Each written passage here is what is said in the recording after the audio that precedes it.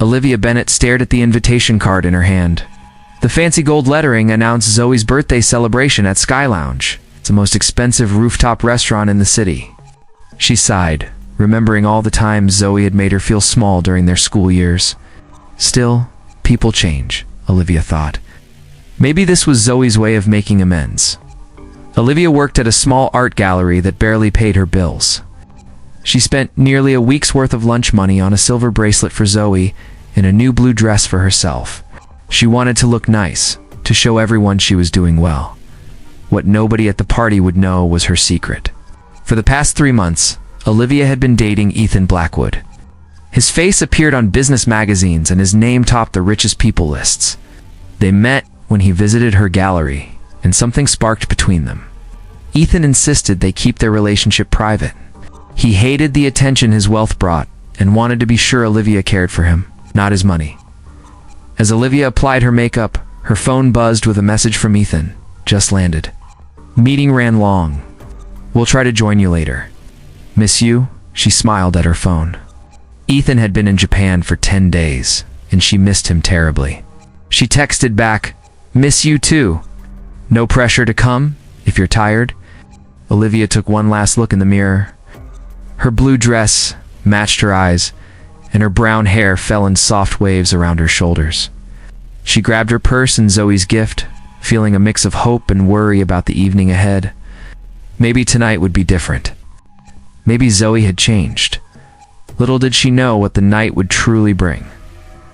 Olivia arrived at Sky Lounge with a hopeful smile. The restaurant sparkled with lights, and music filled the air. She spotted Zoe in a red dress, surrounded by friends from their old school days. Olivia, you came, Zoe said with a smile that did not reach her eyes.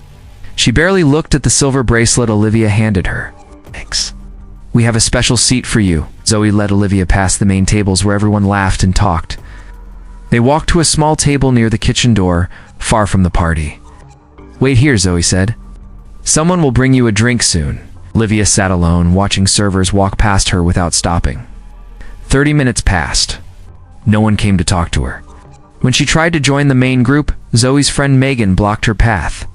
We need to keep that seat open for Zoe's cousin, Megan said, though Olivia could see empty chairs at their table. From her corner, Olivia heard them laughing. She caught bits of their talk. What?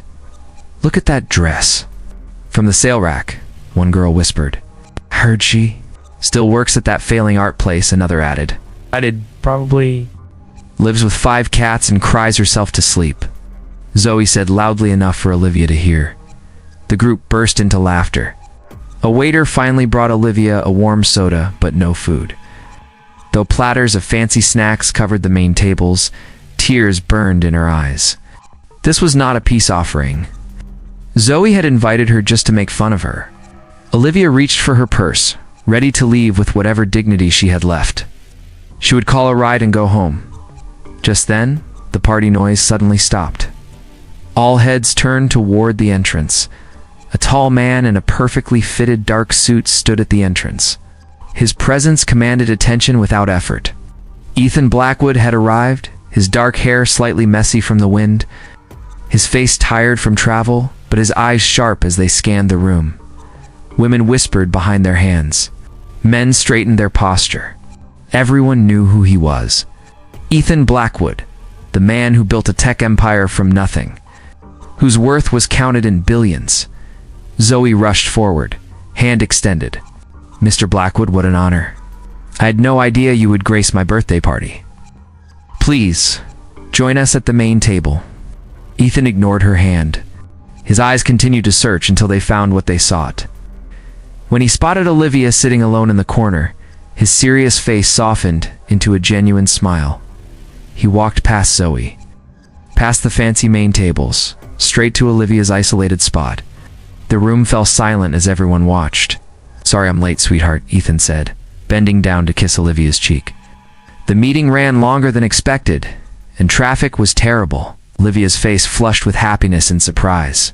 You came, she whispered. Of course I came. I missed you. He took her hand and squeezed it gently. The silence around them broke into a wave of shocked whispers. That's Olivia's boyfriend? How does she know Ethan Blackwood? Are they really together? Ethan looked around, noticing the empty table, the single warm soda, and the distance from the party. His smile disappeared. He leaned closer to Olivia. "What's going on here?" he asked quietly. "Why are you sitting all alone?" Olivia hesitated, then told him the truth in a low voice. With each word, Ethan's expression grew darker. Ethan stood up slowly after hearing Olivia's story. His face showed no emotion, but his eyes burned with anger. He helped Olivia to her feet and kept her hand firmly in his. "Wait here one moment," he said gently to her. Then he walked toward the main table where Zoe and her friends sat frozen in shock. "Zoe, is it?" Ethan asked, his voice calm but cold. "I understand this is your birthday party." Zoe nodded quickly, a big smile spreading across her face. "Yes, Mr. Blackwood. We are so honored you could join us. Please, have a seat with us." "I came here for Olivia," he said, "but I find her seated away from everyone, with no food, being mocked by you and your friends." The smile dropped from Zoe's face. "There must be some mistake. We love Olivia, really." Ethan raised an eyebrow. "So you didn't say she cries herself to sleep with 5 cats? You didn't laugh at her dress? Or her job?" Megan jumped in. "We were just having fun. Olivia knows that. Fun at someone else's expense is not fun. It's cruelty." Ethan looked at each person at the table. "You know, I was planning to invest in your father's company next month," he said to Zoe. "I think I'll need to reconsider that decision." Zoe's face turned white. "Please, Mr. Blackwood, I can explain." "No need. People show who they truly are when they think no one important is watching." Ethan turned to face the whole party. "For those who don't know, Olivia and I have been together for 3 months. She is kind, talented, and worth more than anyone at this table." He walked back to Olivia and wrapped an arm around her waist. "Let's go somewhere you'll be treated with respect." Zoe rushed forward. "Olivia, please. I'm sorry. Stay, both of you. We can fix this." Ethan looked at Olivia. "Your choice, sweetheart. What do you want to do?" Olivia looked at Zoe's pleading face, then at the group of people who had laughed at her just minutes ago. They all wore fake smiles now. "I think we should go," she said to Ethan. She turned to Zoe. "Thank you for the invitation. I hope you enjoy your birthday." Their head held high, Olivia walked out of the restaurant beside Ethan. Only when they reached his car did her strong front begin to crack. Tears filled her eyes as Ethan opened the door for her. Once they were both inside the quiet car, Olivia let the tears fall. Ethan reached over and gently wiped them away. "I am sorry you had to go through that," he said. "Thank you for standing up for me," Olivia replied, her voice shaky. "No one has ever done that before." "Why didn't you tell them about us?" Ethan asked. "It might have stopped their bad behavior," Olivia sighed. "I wanted them to accept me for me, not because of who I date. And we agreed to keep things private." Ethan nodded, understanding in his eyes. "Where would you like to go now?" "Anywhere but home. I don't want to be alone tonight." "I have something to show you," Ethan said with a small smile. He drove them across town to a familiar street. "Why are we at my gallery?" Olivia asked as they parked outside the small art space where she worked. Ethan pulled out a set of keys and handed them to her. "It's not just your workplace anymore. It's yours." Olivia stared at him in confusion as they walked inside. The gallery looked different. It was bigger, with new lighting and more wall space. "I bought the building last month," Ethan explained. "In the empty space next door. I had it renovated while I was in Japan."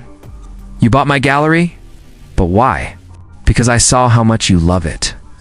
How your eyes light up when you talk about art. I want you to run it, make it into the place you always dreamed it could be." Olivia walked through the space, touching the walls in wonder. "This is too much, Ethan. It's not charity," he said firmly. "It's an investment in someone with real talent and vision. I believe in you, Olivia." He took her hands in his. "Those people tonight, they don't matter. What matters is this connection between us. From the first day we met, I felt like your soul spoke to mine. That's rare and precious." Olivia stood on tiptoe and kissed him softly. "Thank you for seeing me when no one else did." "I will always see you," Ethan promised. "And now the world will see your talent too." Under the bright gallery lights, surrounded by art and possibility, Olivia felt her pain from earlier fade away.